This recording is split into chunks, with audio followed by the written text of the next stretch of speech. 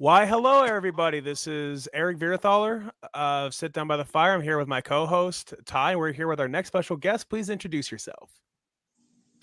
Hi, I'm Tom McLoughlin, writer director of Friday the 13th, Part 6, Jason Lives. All And right. I'm a Cancer, and I'm too old to even tell you the age. That's all right, though. That's all right. Well, you know, we all, people have always asked you about the Jason Live stuff. I think you pretty much told everything you can with that. But I want more about the early rock career. Because you toured with Pink Floyd a little bit when you were. We didn't tour. We played with them when they came to Los Angeles. So was for the Doors a number of times here in LA. Yeah. So but, was Sid? So was Sid still in the band, or was it David at that time? I'm sorry? Was Sid still in the band, or is it David at that time? Sid Barrett.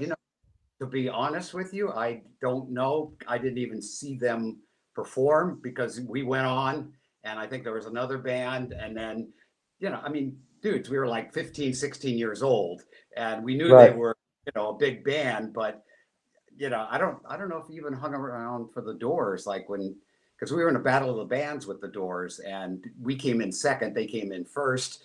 And it's sort of like, they didn't have their album out yet. So they were like a hot LA band, but not, obviously the magnitude they became.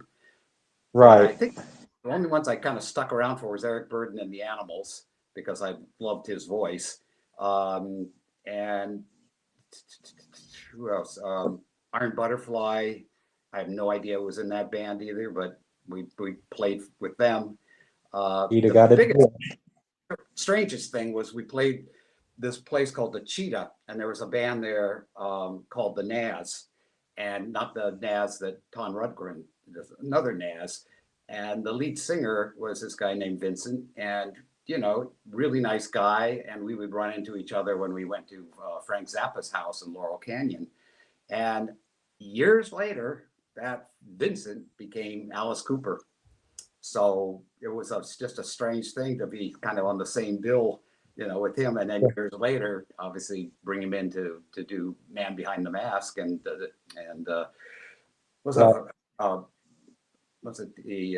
Teenage Frankenstein and Mhm. and there was one other one done. Hot something. Oh, that's No, it's been a while. Well, that's cool. No, I think that the stuff you've said in other podcasts. I always thought, like, man, you need to make your Meet the Fablemans movie, right? Like your little early rock career and getting to your filmmaking journey. So Yeah. because I think it would be really cool.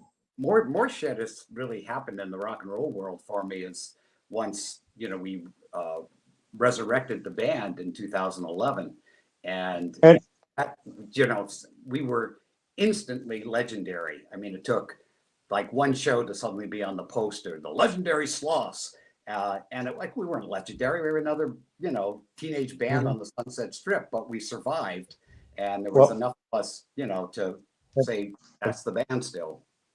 And the funny thing is, it fits because it took you guys a while to do an album.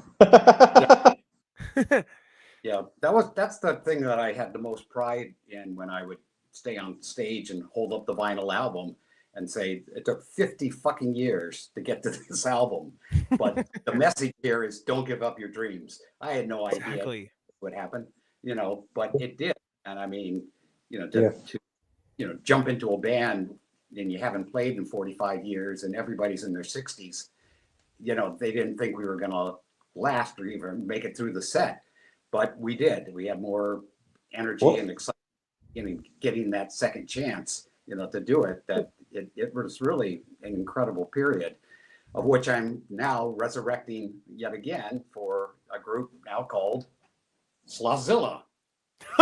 That is amazing. That is so awesome. Literally today, I just hired the organ keyboard player, but we've been rehearsing now for a couple of months, and the whole the whole branding, if you want to use that awful term for this, is it's something that I sort of coined the term horror rocks, Hmm. ROX. And the whole thing with horror rocks is it's all songs that like Pet Cemetery, One Big Sedated, um, The Doors, which one did we do? We do The End, and I remember the other Doors song we did, but it's all the songs that you would know Riders from in hip the Sky. and 60s rock, and the Sympathy for the Devil, and that was in Interview with the Vampire, and then create kind of an atmospheric performance, not Alice and not Kiss, a little more honed down in terms of production value, but it's basically for people that love horror and love rock and roll, and see how many times they really merged. So it's been a lot of fun putting this together, and I'm hoping that we can go and play the conventions and other venues across the United States, as Slotzilla. And maybe do a little small tour with Ari and First Jason, right? Yeah, exactly. And it's really funny how you mentioned that, Ty, because it's almost like as if you read my mind, because I was about to say the exact same thing, which I find a huge coincidence. That both Tom and Ari how they both have bands, and they both have that association with Friday the 13th, and so Yeah. it's just a big coincidence. It really is. Ari actually came out to LA, and we did do a show together. We opened for him at this club, so it was great just to have that connection where we both are on the same stage. But he was very pared down, because I guess it's it's expensive to bring members of the band when you go places, and tickets and motels. That so it was just him and a drummer, so that I didn't get the full force of his band. Well, I mean, so I always just found that part of it interesting. Your story with how you got to meet a lot of because I'm not going to really critique rock and roll now, but not as good as it was back in the day. So, I always thought that part of it was really cool, that you got to meet Jim, talk to tour with Jim Morrison a little bit, and Alice before he was Alice, and Frank Zappa, which that had to been really cool. So yeah, it's a really, I guess, unique thing to have actually been a teenager in the 60s, because everything was changing, and you were growing up, but anybody over 20 was not to be trusted, and then eventually became 30, 40, and it moved on. But we were like, and we weren't like hippies or flower children that all kind of happened. We loved English rockers. It was the Beatles that pretty much put the spike in our arms and said, okay, here you go, dose of rock and roll. And then of course the Stones and the Animals, and all those bands that were on the Ed Sullivan Show on Sunday nights. It was that's what we wanted to do. And when we saw girls gravitated to guys with longer hair, boy, we grew our hair out as quick as possible. And then as a result, I was kicked out of 7 high schools purely because of hair. And it was like here, touch my ears. That was it. But that's all it took to look like you were defiant. And you're going to cut it? Nope. Then okay, you're suspended and then expelled. So wow. Eric, because you have long hair, I'm gonna fire you from your own show. Well, that's not hairy funny. But yeah, and I mean, to be expelled over having long hair, I mean, nowadays, it sounds petty, like to have that happen. But hey, I mean, just crazy how times have changed. I mean, it kind of reminds me about how people were offended by Elvis's dance moves at that time, and then and then years and years go by, and then people go, really? They were upset about that? Well, there was the thing on Ed Sullivan where I think he was playing "Light My Fire," and they didn't want to have him say a certain one of the. They wanted him to change the lyrics Yeah. or something, and then he When he couldn't say this, maybe let me, where did the word high was in there someplace, getting high. It's 4:30. And that was the thing that they said, you can't do, and he did anyway. But the Stones, they had a song called Let's Spend the Night Together. And Sullivan made them change it to Let's Spend Some Time Together. And they, went along with it. But yeah, we were very much a world where after World War II and the whole, kind of beginning of the nation again, and the baby boomers and all the kids that were, getting born right after, all the men came back. And, the 50s were obviously something where people were still unsure what was a threat and what wasn't. And communism, big deal.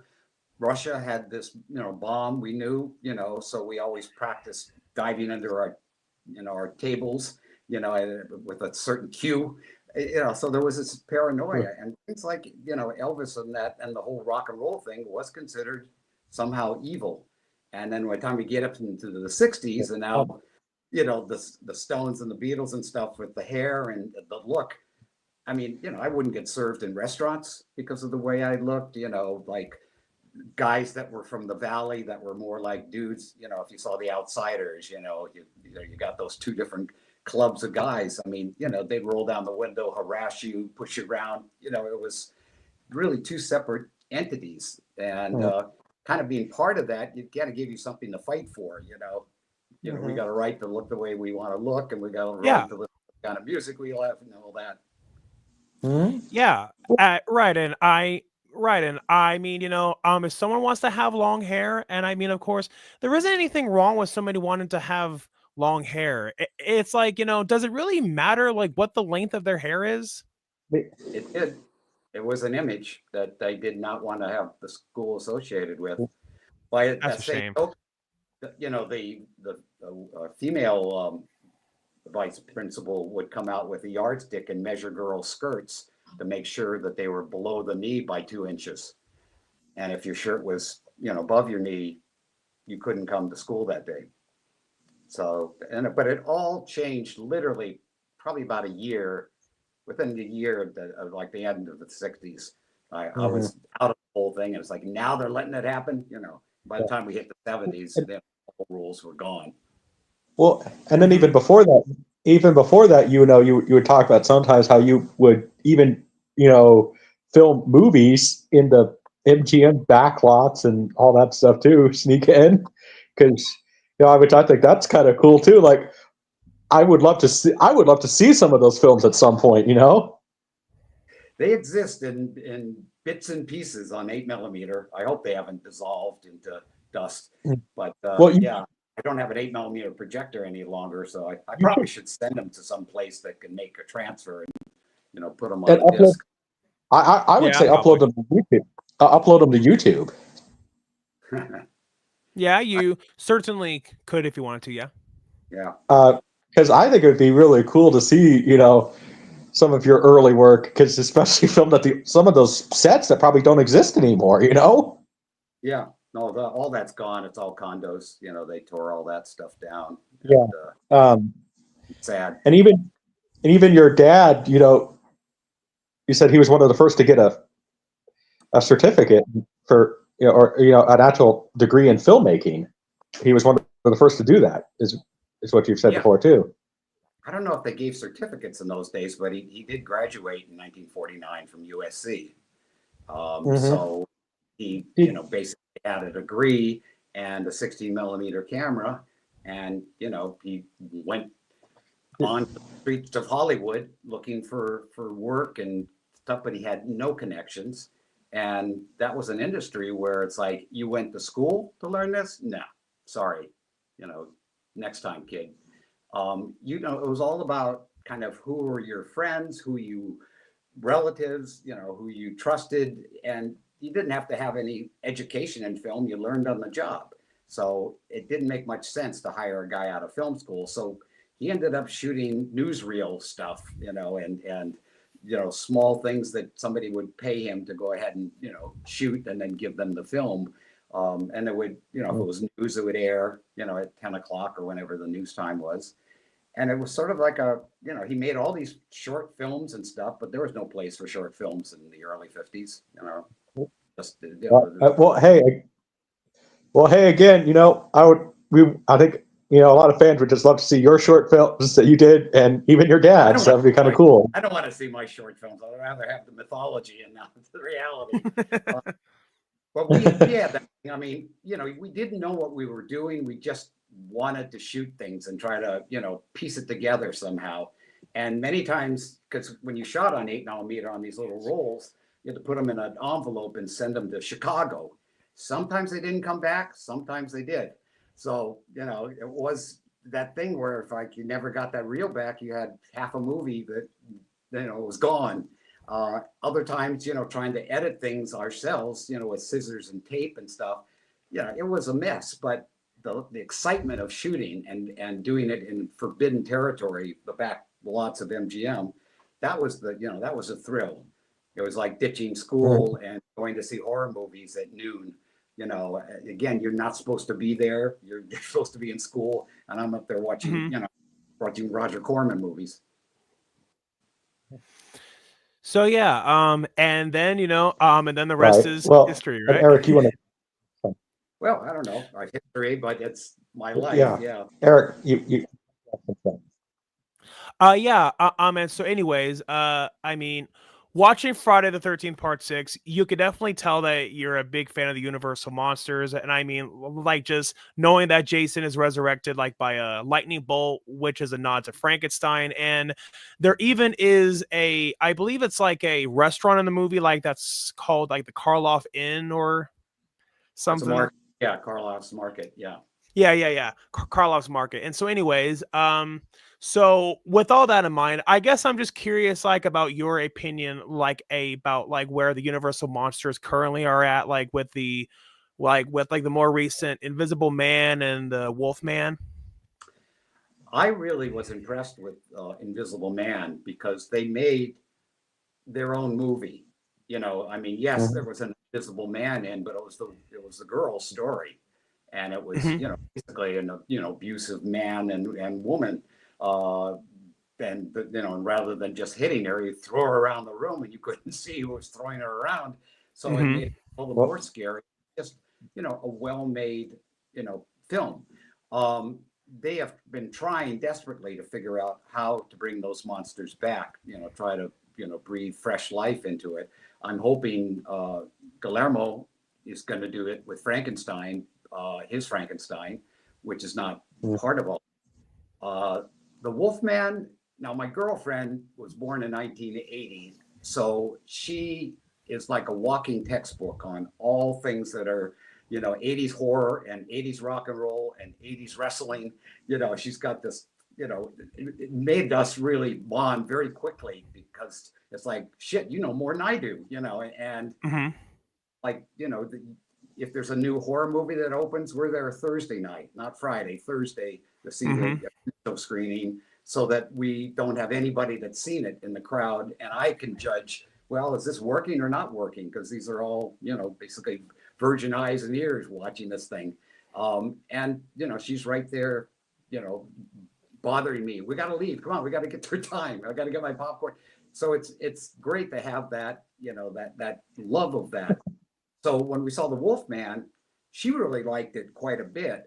I don't know. I sort of pulled away from it I liked the whole setup and things, but I found at a certain point, like when he's on the floor and looks like he's going through a disease, I immediately thought like something like a virus, like COVID or something.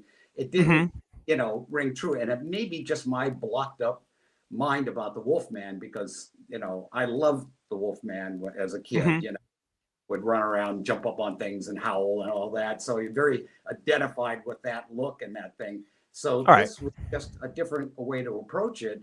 And I love things like Wolfen where they took that idea but completely changed it and the tone of it and things, which is what I felt Invisible Man did. But this, this just felt like a really good B movie, with that idea of a werewolf. But somehow when you call him the Wolf Man, it's tough because I don't know, most of us who grew up with that, it's not quite that, but it's good. It's just, it's not, again, what you thought. I had that same first reaction to Nosferatu because, I love, Robert's work, and I was with it. And they jerked us along without, you couldn't see him. And then finally he comes into the light. I said, he looks like a Armenian with a big mustache. That's not Nosferatu. And it threw me completely, and again, I had to see it a second time to get over that. This is what he looks like, so accept that reality. But it didn't change how brilliant the film is and everything about it. Every time I put it on again, just kind of watch it in bits and pieces, so you can really kind of focus on what he's doing each time. And she was amazing. Just her portrayal, just incredible. So yeah, other than that stupid, holding on to the past, which is the same thing like with the Wolfman, you make that comparison, it's, no good. You got to take what it is. Oh yeah, exactly. And yeah, and I am sorry, Ty. I was going to say, why don't you could lead into what we want to do with the Dracula and Frankenstein, but I'll let you finish. So.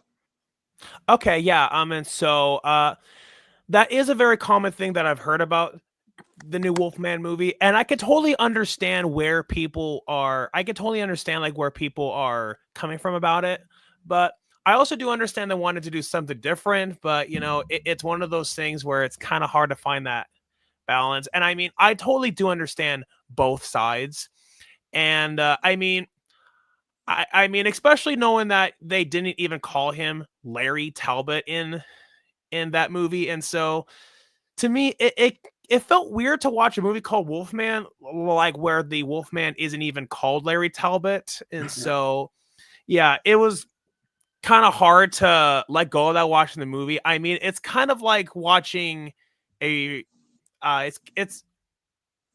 ironically, it's kind of like watching a Friday the 13th movie where the killer's wearing a hockey mask, but their name isn't Jason. Like said, it's like, I don't know, Payson or something.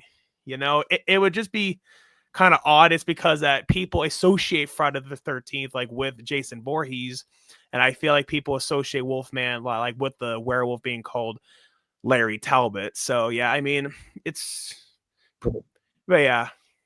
Yeah, well, talking about Friday for a moment, I mean, so the whole reason I got part 6 is that they felt they really screwed up on part 5 because the audience, the fans, were pissed off that wasn't Jason. They're watching the whole movie like it's an ambulance driver, and then on top of that, Tommy Jarvis, picks up the mask at the end of the movie and stares, and we think, okay, he's going to be the next Jason, and they didn't want that, and it's taken a while for it to now be appreciated as what it is. But at the time, it really like screwed the opening of my part 6 because Aliens had opened, I think the week before. I think it was the second week of Aliens.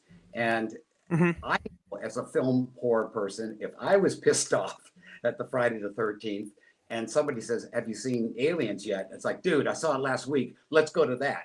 So, instead of number 1, we were number 2, below Aliens, when we opened. Right.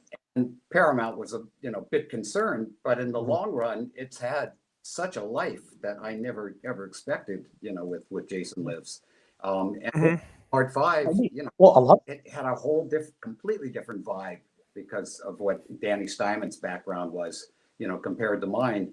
And I didn't want to make I wanted to make a movie that just happened to have Jason in it. Right. Well, yeah. Eric, if you want to tell them what we want to do what we want to do, something that horror fans have waited 90, almost 100 years to see finally. So since that the original 1931 Dracula and Frankenstein are going public domain in 2027, me and Ty had the idea, okay, legacy sequels seem to be in now with like, Halloween 2018 and, the Star Wars and the Star Wars Disney trilogy. I mean, say what you want about those films on the creative aspect, but on the financial level, they definitely were hits. And so we then thought, hey, since those two movies are going to be going public domain, why don't we do a sequel to both of them and have it be Dracula versus the Frankenstein monster? Okay, yeah, I'd love to see how you figure out how that dynamic would work. Yeah. Well, and tell them about the actor for Frankenstein. Tell them about the actor for Frankenstein. We officially broke the Guinness Book World Record. The tallest actor ever played a monster. Oh. His name is Daniel Gilchrist. But yeah, we actually cast him as the Frankenstein monster. He's 7'7", and yeah, this guy is perfect for it. Wow, that's amazing. How local actor. Script? Have you got the script all finished and things? Well, we do have the first draft, but I mean, keep in mind, like that it is the first draft, and so yeah. So you keep making it like period or modern day? Well, modern day for budget. Sorry?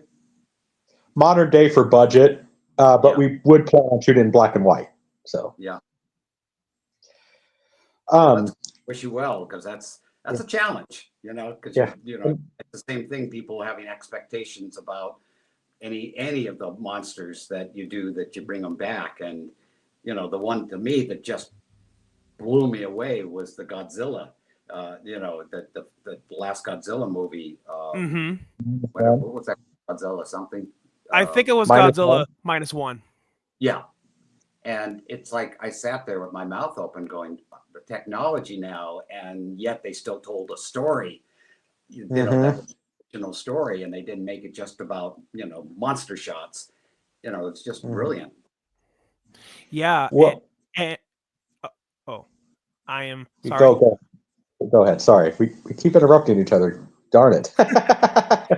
Looking professional. Totally don't mean to, but it's just what happens. But yeah, and I've heard people use the argument so many times, Godzilla movies and monster movies in general, they can't have compelling human characters. I'm like, okay, that's so not true. And I mean, like, just go back and rewatch the original Godzilla from 1954 and, and even Godzilla -1.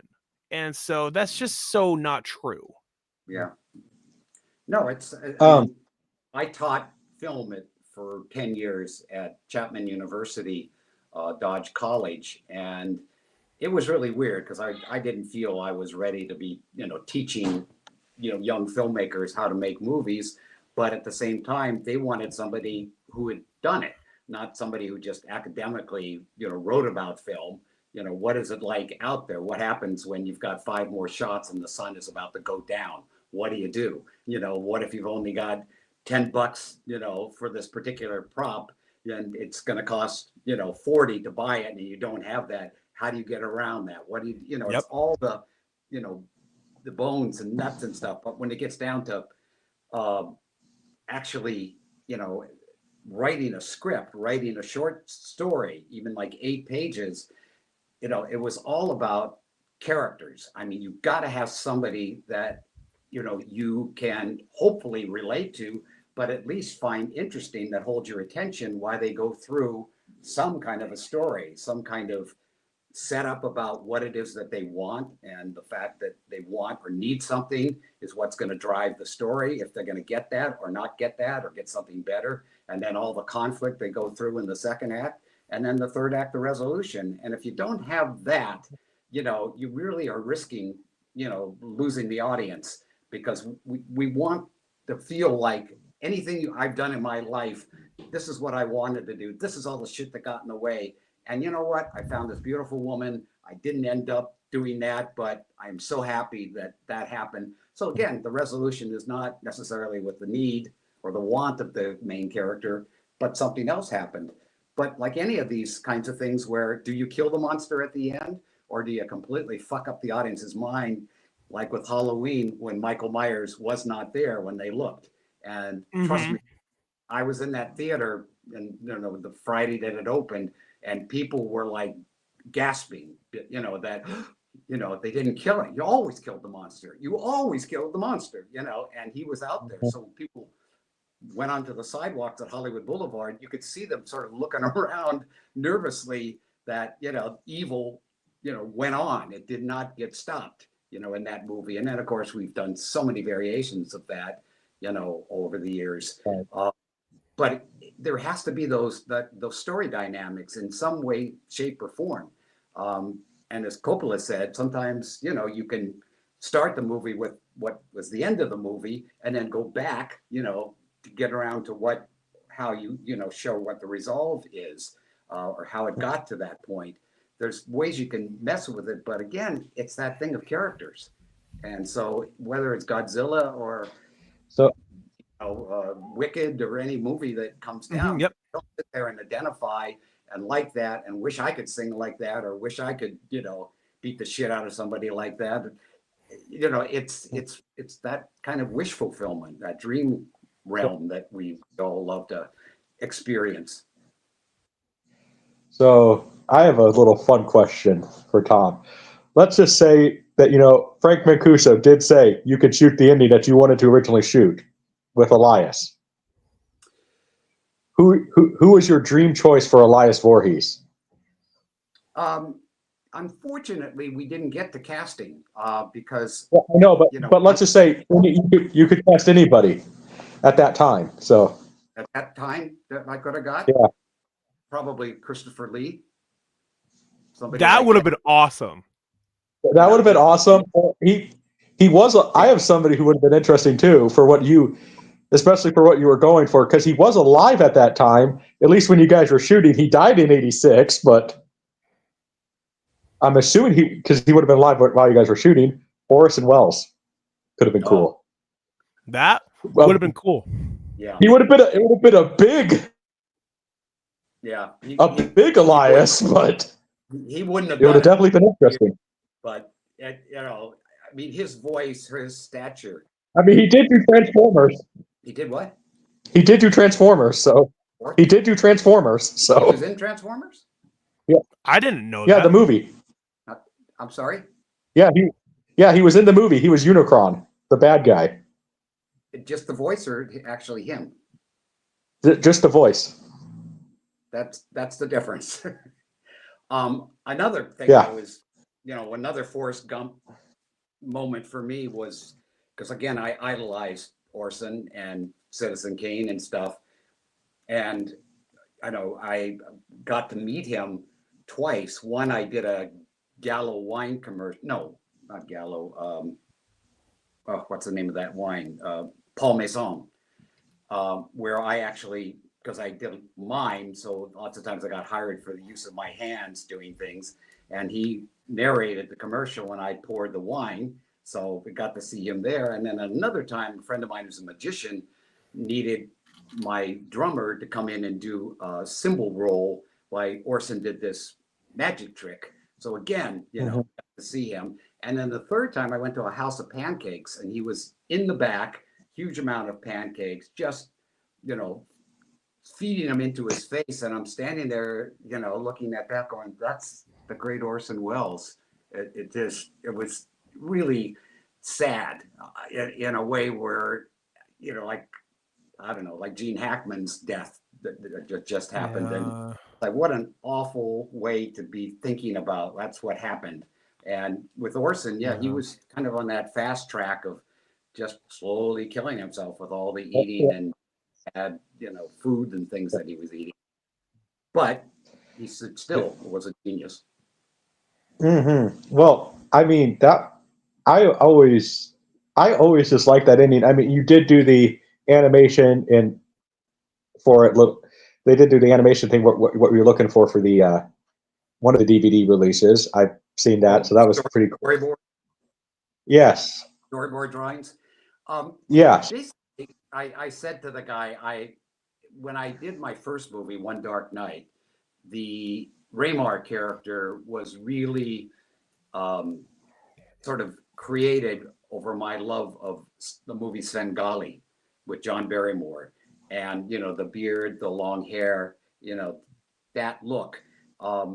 So and interesting, which I did not know until just a few years ago, Raymor's face was actually the mold made for Christopher Walken, before he was anybody. The Tom Berman company had brought him in for some role that they needed to, cast his face. So he figured this guy's never going to go anywhere. So he used that, for Raymor. But that was the basic look that I kind of wanted, that Svengali thing. So when they were going to draw the storyboards, I said, you know what? Let's go with that same look. Long, thin, tall, long hair, beard, and just really intense eyes. So I kind of just went for something that I felt like, in a perfect world, if I had John Barrymore as Svengali, that would be the thing. But if I was just getting an actor that would be really noteworthy and really be like, oh man, Christopher Lee, that was exciting to me. But it's a very Rasputin look. Sorry? It's very Rasputin look. And Christopher Lee played Rasputin in a very underrated movie. So, I didn't know that. I never saw that. It's pretty interesting. One of the, I don't think it's Hammer, but it's like one of those British companies. But so let's see, Eric, what do you got for Tom? So say if you had the chance to do something with the Universal monsters, especially with the original Dracula and Frankenstein with Boris Karloff and Bela Lugosi going public domain here in a few more years, if you had that opportunity, what would you personally do? Being honest? Yeah. What else you got? It would be difficult, incredibly difficult. Case in point, right after I finished Jason Lives, and it hit the theaters and stuff, and it actually was getting decent reviews, which they never had before. But that part of that was because I put comedy in it and made the characters likable. So there was a more of a up thing with the they hated that there's had to be all these kills and things, but at least there was a sense of humor that ran through it. Mm-hmm. So Right. when it was all done and out, Frank Mancuso came to me and he said, "What about part 7?" And I said, "Yeah, what about part 7?" And he says, "I'd love you to do that." I said, "Frank, I'll be honest. Everything I could think to do, I put into that movie. Every kill that I thought could be inventive and not be copied by a human being, I put into that. I don't. Boy, I'd have to really think about that. I put him down in the lake, and as far as I'm concerned, that's the unsettling thing, is because if you never made another one, Jason's in that lake someplace, or the fact somebody else has got to figure out how to bring him back, which I did in a sequel that I wrote that's still sitting on the shelf, but but anyway, he said, "What about Jason meets Freddy?" I said, "You're kidding." He said, "No." I said, "Well, Jason's Paramount. That's New Line. Who's going to give in?" And he goes, "I'm working on it. I'm making some progress." So he came back to me about a week later and said, "No, they're just not going to do it." And he said, "What would you do with it?" I said, "I'd really have to think about that, because as far as I'm concerned, Freddy exists in one realm, the dream realm, and comes in, and Jason is here and now, so, and their battling might be interesting, but again, you're dealing with kind of two different worlds and making that, happen." I don't know how you guys felt about the one that finally, did come out, because there was a lot of it and those people that didn't like it, but I just felt like that would be tough to do. So what you guys are doing is taking, obviously, again, two iconic people or characters, monsters that, somehow would come together. And of course, people are going to want to fight some kind of conflict between these two. I loved in Abbott and Costello that, Dracula was in charge of Frankenstein. And that was a great get those people, so it was, he had that power. And then the Wolfman didn't like any of them. He went after Dracula. But because it was all bathed in Abbott and Costello and stuff, I thought it really worked and was like one of my childhood favorites and still one of my favorites. So I used that excuse to say to Frank, you guys have Cheech and Chong. He goes, yeah. I said, Cheech and Chong meets Jason could be pretty fucking funny. And he goes, oh, no. Yes, it would. Yes, It's two different audiences. I said, it's not two different audiences. This crowd smokes the same weed, drinks the same beer. They would love that they're, oh, it's Jason out there, man. Yeah, I heard about him. And counselors, or they're even hiking or camping out there and get the comedy and get the, the kills in there that he finds the bodies. And it's like, is that his arm? No, man, it's his leg. And just to could have, I thought, really, really great thing. And I mentioned that probably about 3 years ago. And Cheech and Chong heard about that and said, yeah, that's too bad. That didn't happen. That was cool. Well, if you think about it, I think it was part 3 where they had like this Tommy Chong looking guy in it. So, so it's like you could kind of maybe say like, I don't know, like, man, that guy killed my brother or something because like they look so much alike, I mean, never thought about that. Huh? Because never have either. Well, if you look at that, like I actually, for when I was a kid, I thought it was, I said, hey, look, it's Leo from that '70s show, but not realizing that it isn't. But, it's like one of those things. But, you then you did a lot of TV movie work. Like one of my favorites that I don't really think gets talked about. You did the movie about the Washington sniper. DC sniper. Yes, that I thought that was very, for a low budget, that was actually a very Hitchcockian approach to that, So it was for me one of those things where you're doing true crime that just happened because we were making that 6 months after that whole thing occurred. And so there wasn't a whole lot of information about how they did it or whatever, but I managed to get an FBI agent to kind of break his code of silence and let me know, how Mohammed and Malvo was the kid in the back with the rifle, and how he could, because he can't see, there's just a hole with the gun. And like if you're shooting at a gas station or something, how does he see, when there's no traffic to be able to get that shot off? Well, he told me, they found 2 walkie-talkies, one in the back and one in the front. So obviously Mohammed was just watching traffic in the front seat, and then he would give the, now. So the kid would fire, and of course it would be clear of any traffic and go, for a direct hit. And that was pretty amazing and scary. And that whole thing, how many innocent people were killed purely because Mohammed wanted to get back at his wife, and he was going to kill her, but he didn't want to be the prime suspect. So he killed a couple people near her, and then never ended up going after her. But kind of it took off with this whole thing, these are terrorists and stuff. So they started asking for money, and it just became bigger and bigger. Worldwide that story went. People saw footage of people in England, down next to their car, pumping gas for fear they were going to get shot. So I tried to put all that in there with a very twisted father and son story, because that kid had no father figure. He came into his life, wouldn't feed him, only feed him after he accomplished certain things, building himself up or, hitting the target spot on every time, and then, would feed him and praise him.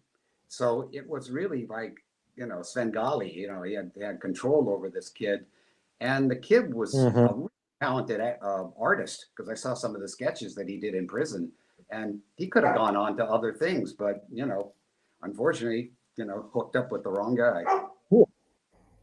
Well, it's one of those things, like we all love our horror movies because, they're entertaining, but like you surround yourself with the right people in real life, you can strive. But, if you surround yourself with negative people, then you're going to, Yeah. And I mean, there's an old time saying that you are who you hang out with.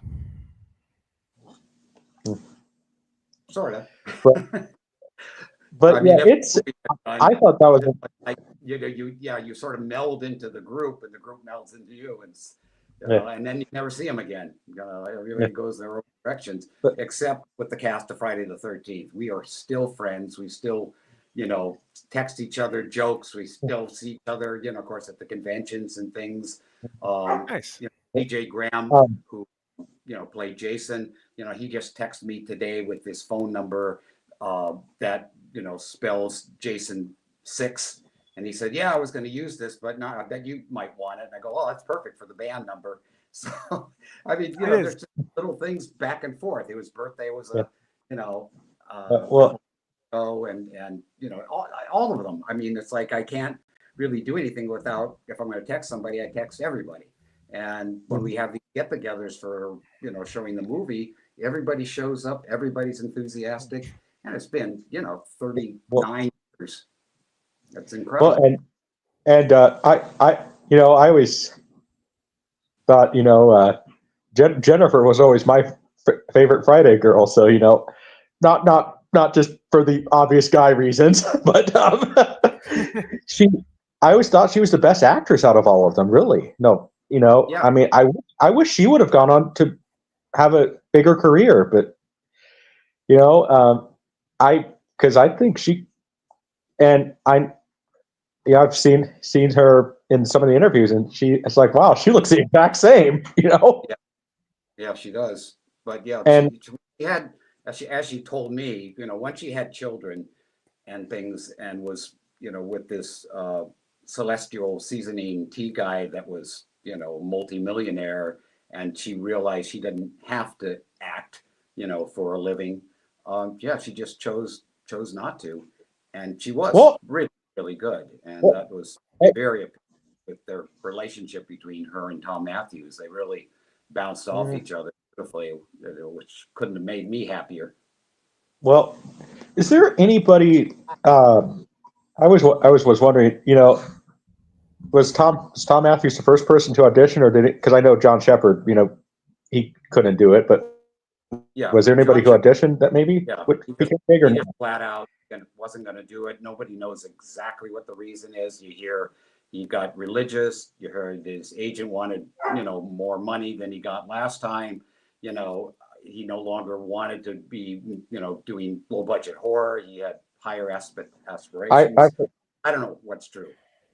I really don't. But I had to find a new Tommy Jarvis, and what I wrote was he just got out of that institution, so it really was very short amount of time from that to this. But at the same time, I didn't acknowledge anything other than he had the mask with mhm, him, with Horshack, right. uh, and Hmm. so the people that came in and read for him, there were some really good actors, and yet when Tom came in, it wasn't like he resembled John Shepard at all, but he had a macho quality. He had a sense of humor.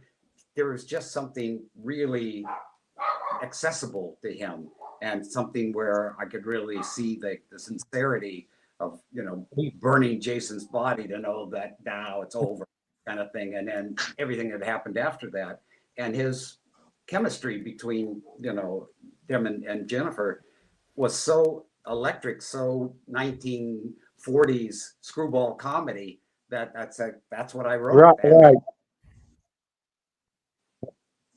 And what I liked about him is he kind of had like at least Tom Matthews look. He had this like James Dean sort of Steve McQueen look to him Yeah. Yeah, too. So that's what I always thought was really cool about him. And you know, so and you mentioned earlier your script, which that you wrote, and I think that script sounds really cool.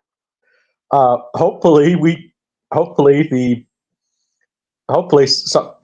parties that need to happen can make that script happen, right? yeah. So because It's you also been wrote another one about, it's been a yep, real disappointment, and a lot of it just has to do with that lawsuit, between Sean Yeah. Cunningham and Victor Miller. that still is not 100% resolved. That there, if Victor and that whole company that's making Crystal Lake, that series, Sean Cunningham has to sign off on certain aspects to allow that to happen. And I don't know how much he's asking for to do that. I don't know where the negotiations are, but I know 2 years ago or so, they, even though it announced that, oh, it's all over, and, we're got Brian Fuller going to come in, run the show, and everybody was like excited, and they went looking for locations and things. And then suddenly it's like, nope, A24 doesn't like it, and it stopped dead. No. Meanwhile, Sean Cunningham, I called him and I said, what's going on? I have this script and things. And he was like, such a Debbie Downer about the whole thing, because he spent a fortune, to battle to try to hold on to the rights. And Victor had one of the billionaire lawyers out there who basically was doing the job for free, as long as, he was in on the ownership and producing, the movie. And so he was outgunned, and the law basically was saying 35 years, that story goes back. So he would basically was saying to me, look, I don't know what to tell you. I just, there's like, it used to be just me. Now there's like 3 or 4 other entities that are involved. I don't think New Line and Warner's is going to do it anytime soon. We don't have the title Friday the 13th to use. And I said, well, I understand you could make movies though for European release. And he goes, yeah, but not in the States. I have to get them to sign off, for that to happen. He said, but if you want, send me the script. Let me take a look at it. And I didn't. I just felt if he's this kind of, down and out, I don't want him to look at it and go, nah, if he's not excited by the concept and making another one, which him and Victor never really wanted the series to go on. It wasn't what they were proud of, but certainly the money wasn't amazing. And so they just kept going. So I don't know what the end result will be. There's Brad. You even had another one where I think if I've heard on other podcasts, you had 2 scripts. Jason Never Dies and something about Pamela too. So yeah, Diary of Pamela Voorhees. Yeah, I teamed up with James Sweet, who had done Jason Rising, the fan film, and I was very impressed with what they did. I'm impressed with any fan film that actually kind of works, that isn't just horrible. And his, was one of those ones that I felt compelled to call him. And then when we were talking, I said, well, what are you going to do next? And he goes, well, I'd love to do something where, seeing Jason born to Pamela. And I went, oh, that would be cool. And then I hung up and started thinking about it. I went, wait a minute. He was being born in 1940. He was born in 1946, and he ends up at Crystal Lake, in 56. So what were those 10 years like with Jason and his mother? And we saw how savagely she killed in part 1. Yeah. How did that lead to that? So to me, I called him back. I said, a female serial killer post World War II, killing in these towns all over America because they had to stay on the move. If anybody, made any comment about her son, or said something to her about why are you not married, because all the women had to get married after the war and get back in the kitchen and get out of the workplace, that she would be, really looked upon as unwelcome in places. And all of this just builds this animosity in her, which obviously, eventually peaks, which is part 1. So yeah, I just, I the more I got into it with James, the more fascinating of a psychopath, we could create, going from a protective mother, kind of into kind of letting Jason watch what she does, which of course influences him and how he does. So, we're really happy about that. But at the same time, that falls into the Victor Miller camp of, it's like he can remake the first one and he can do any kind of prequel with those characters, Pamela and Jason. So, you know, when I called him, he was like, look, they're doing a whole nother thing. I have nothing to do with it. You know, you could send me the script for notes and things, and I'll tell you what I think, but I really have nothing to do with any of that anymore. So I thought, same thing. I don't want to send it and then have, you know, like, no, I don't think so, you know, and that be his opinion. You know, I got to get to somebody that's like excited over the prospect they can actually make this thing. And how do you get the rights? And right now, it's next to impossible. So it's a waiting game, or I redo it, it's something else. But I don't want to do that because it's really custom made for Jason, you know, and also Jason in the winter, you know, where the whole camp is snowed in. And so it's a whole different world, almost like The Thing, you know, John Carpenter's The Thing, you know, setting it in that claustrophobic thing, that world. Yeah, and right, and I mean, fans definitely have been commenting, saying that they would love to see a Friday the 13th film set in the winter, and I mean, it's a great concept, and but yeah, and I mean, there have been fan films, you know, made like that were set at around that time, and yeah, and I mean, I definitely would love to see that for official movie in the series. Well, the series, I think I could actually probably solve. You know, they're going to get there before me. You could probably solve it. So there's not a whole lot. You could probably solve the trademark issue. I'm sorry? You could probably solve the trademark issue of Friday the 13th. So what if you called it Good Friday the 13th? Base it on Good Friday, around Good Friday. So it's literally Good Friday the 13th. No, just highlight Good Friday the 13th, part 13, you know? That would be funny. I think that's the only reason, that's the only way I could see to get out of the legality of, well, because they're you know, everybody's doing Jason's mask now on shirts and T-shirts, and nobody's stopping them, you know, because again, it's not solid who actually has the image. But I believe Warner Brothers and New Line still own, you know, that franchise in terms of marketing stuff, but they don't seem to be going after anybody doing the mask. It's from what I've heard, it is Warner Brothers, but because it's just in a mess right now. You know, it's like, what do we do? I mean, this is the same company that will copyright claim YouTubers if you have a poster of Batman. So, yeah, I mean, anyway, but I just think that's how you would probably solve the trademark issue. Yeah, and from my understanding, I'm by no means a legal expert, and so take it with a grain of salt. From my understanding, like with Jason's iconic mask, what is trademarked is those like little red marks on his hockey mask. So I believe as long if you're gonna sell merchandise of like a hockey mask, if you just don't have those red marks on the mask, I think you might be fine, because there have been a lot of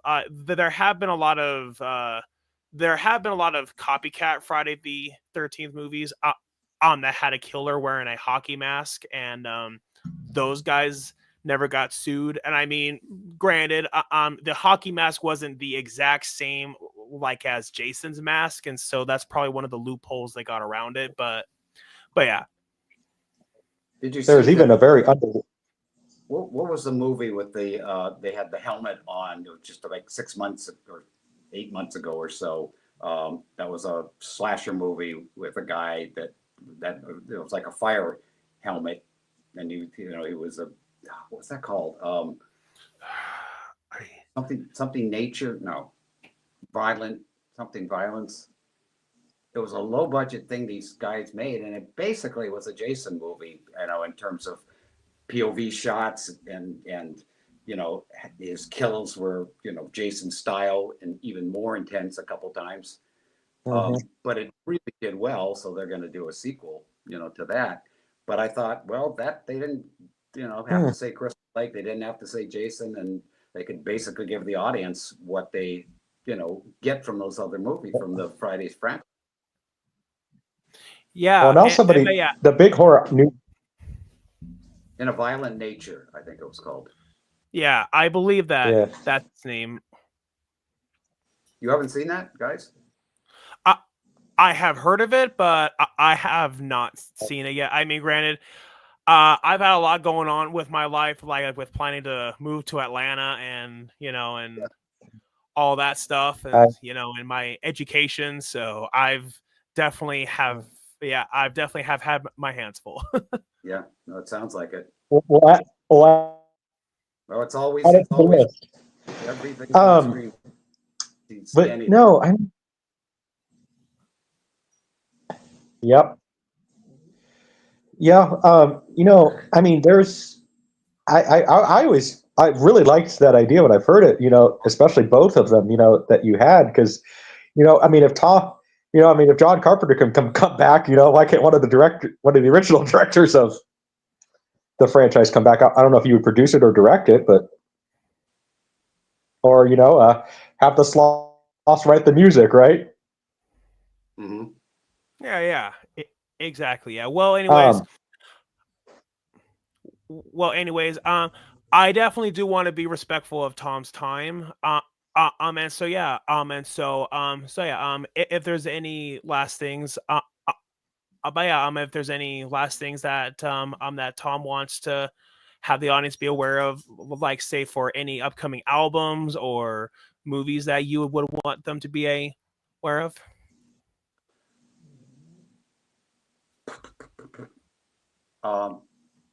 If you want my premier favorite movie of the last almost couple of years, Longlegs, the Oz Perkins thing, it just, it's like every frame has his background in there. You can just feel this difficult part of his life that somehow permeated into that film, and just the style of it, and all the little like Easter eggs and things that you would have to see it a second or third time to catch all this stuff.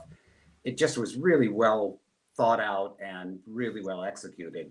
So there's been, even this latest doesn't, it's not the same genre at all. It's kind of horror comedy, where Longlegs certainly was just creepy as hell. So again, if you love horror and you love to get creeped out, Longlegs is a ticket, for sure. And as far as myself, I mean, right now I'm kind of full on with the Slosszilla band, and picking the songs and rehearsing and going over this, and it was difficult trying to find 4 other guys that could be good, great players, and still wanted to kind of hear and help create this atmospheric aspect to it, because it's very much about also having the theatrical quality to it. So that's kind of been the main place I've been gravitating. And then I have a short film called M that we're going to shoot in Austin, Texas, I hope in the next few months. That is a new kind of iconic horror figure that I actually will be playing. So it's sort of awesome. I wrote this something that deals with what I could do that would be very different from what anybody else could do with it. So, we'll see what happens. My obvious goal is to get a feature out of it in some way, shape, or form, but it's sort of like that. Well, here's an example. Here's a 10-minute short that, uses that character, and see if it creeps you out, see if it's something that, you'd love. So that's still a little ways down the road, but that's happening. Cool. Awesome. Well, awesome. I definitely will be sure to check those out. And yeah, I definitely will be sure to share everything that you have upcoming on all my social media platforms. And I'll be sure that. Thank you so much. Bye. We'll be sure to when M premieres, we'll be sure to maybe Eric and I do a live reaction to it or something. So, yeah. all right. Good luck with that Frankenstein and Dracula thing, because you boys are braver than me, and I appreciate that. And you come up with something and make it work. My God, you have done the impossible. It's always hey, got an idea, do it. Well, go for it. Well, hey, if you want to send it, if you want to see it, I'll have Eric send it to you. So, all right. Okay. When you feel it's ready for someone to talk about it. So all right, cool. let me know. Yeah. Certainly. But yeah, thank you so much. Thank you for your time, and you have a fantastic day. You too. All right. Here, guys. All right, see ya. Bye. Bye. See ya.